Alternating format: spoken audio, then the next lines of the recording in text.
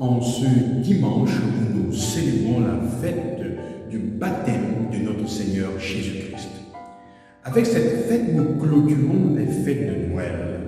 Et donc, nous commencerons demain d'entrer dans le temps ordinaire.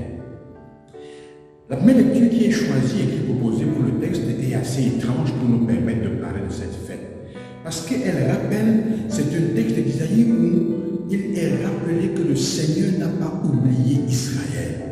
Et comme Israël est en exil et pense que Dieu s'est détourné de lui, alors qu'est-ce que fait? Le Seigneur dit au prophète, dit à Israël qu'il va rentrer de l'exil. Le Seigneur ne s'est jamais détourné de lui, même s'il a abandonné le Seigneur Israël, même si Israël a abandonné son Seigneur. Le Seigneur est fidèle pour toujours et il donne un certain nombre d'éléments pour lui montrer que sa fidélité n'a jamais été ôtée. En fait, le peuple s'est détourné, mais Dieu lui-même est allé en exil avec le peuple et il dit maintenant c'est le temps du retour. Vous allez y rentrer parce que le Seigneur a toujours été proche.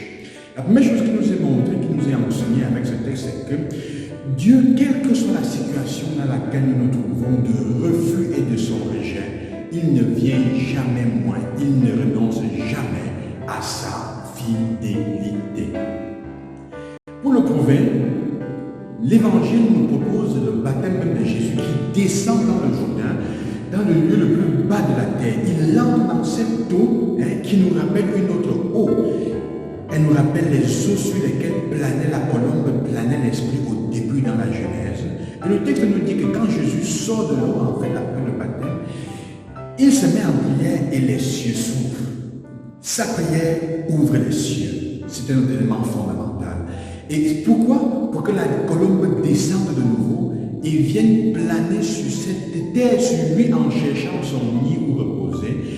Pour nous dire une chose, frères et sœurs, pour nous dire ce que la première lecture nous disait d'une autre façon déjà, la fidélité de Dieu se manifeste dans le fait que son Fils est le signe d'une nouvelle création. L'Esprit plane au-dessus des eaux dans le livre de la Genèse pour créer. Au début, maintenant, quand Jésus commence à prier après la sortie du Jourdain, les cieux s'ouvrent pour qu'il y ait une nouvelle création. Le baptême de Jésus est le signe que Dieu recrée. En effet, il entre dans le Jourdain qui est le point le plus bas de la terre, où les gens allaient se faire baptiser et laisser leur péché, non pas parce qu'il est impur, mais pour redonner la vie, pour lui aussi sortir avec ceux qui sont restés là, et dit qu'il épouse notre souffrance. Il dit la même chose, sa fidélité ne nous abandonne pas, même dans les moments les plus difficiles et de plus grands abandons, où nous avons commis les choses, les pires des choses, il ne nous abandonne pas. Il nous faut comprendre une chose fondamentale, c'est que Dieu, ou plutôt, quand Jésus sort et le texte, la parole s'ouvre, les cieux s'ouvrent et la parole est prononcée. Tu es mon Fils bien-aimé en qui j'ai mis toute ma confiance. Mon frère, ma soeur, le jour de ton baptême, le jour où tu as été baptisé, on t'a baptisé dans le nom du Père, du Fils et de l'Esprit, le Seigneur a dit la même chose. Les cieux sont ouverts. Il a dit pour toi, tu es mon Fils, tu es ma fille bien-aimée en qui j'ai mis toute ma joie. Et chaque matin, quand tu te réveilles, si tu te mets en prière, tu vas écouter le Seigneur qui te redit ça chaque jour, 365 fois par jour, par an. Tu es mon Fils et ma fille bien-aimée en qui j'ai mis toute ma joie. Je t'aime, mon Fils. Ceux qui ne sont pas encore baptisés, je suis désolé, vous ne l'avez pas encore écouté cette parole.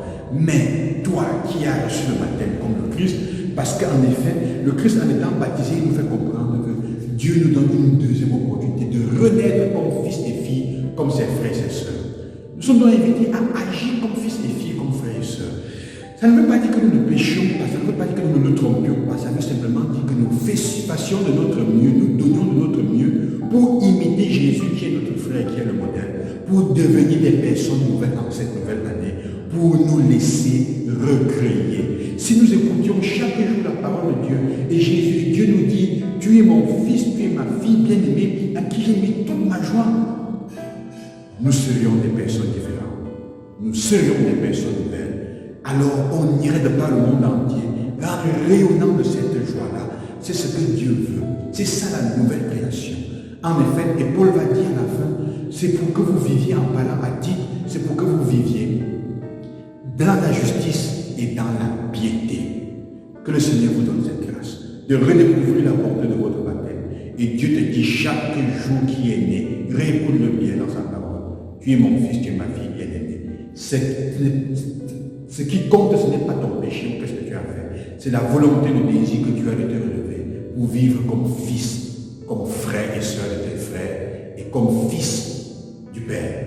Loué soit Jésus-Christ, que le Seigneur vous accompagne. Bonne fête et que vous puissiez redécouvrir la bonté de